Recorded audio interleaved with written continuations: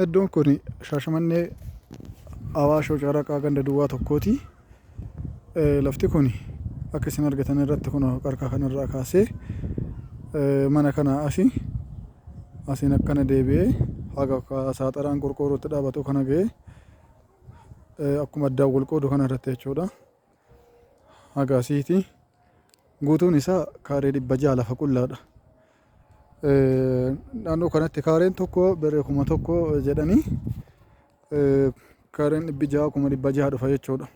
Akka kaareetii yoo deeman haa ta'u namni yoo walitti dhiyaatee wal kadhatanii kaaree 700 yookaan 800tiin gurguran jedhee yaadaan. Warri qabiyyeedha, warra gaariidha. Nama anis beekulleedha. Maatii maashaallaadha erga gurguratanii qaanni ciqiqiin nama bira deemu hin jiru. Safarri kun ammas maatii keenyatu jira. Obboleewwan kee jechuudha.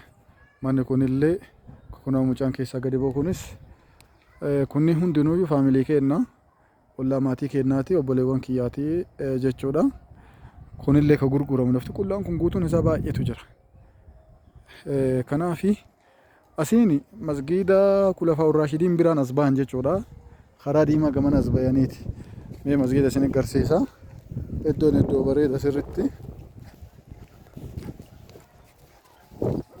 Masgiidni beesaa mul'ata. Masgiidni bilbila irratti mul'atu asiin mul'ata. Baay'ee gaariidha iddoon bakka bareeda.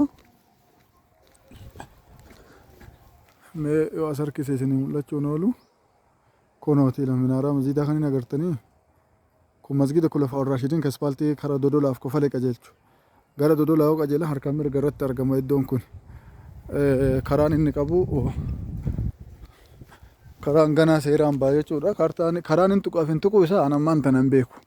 Maanti siif iddanii ilaalchifachuu mirga guutuu qabdan. Akkasiiti. Itti dhiyaadhaa kunni lafti qullaan baay'eedha. Manniin ammoo manniin bolokkeettiin ijaaramaatu jira. Baaburri magaazinoonni duuba manniin kanneen jira.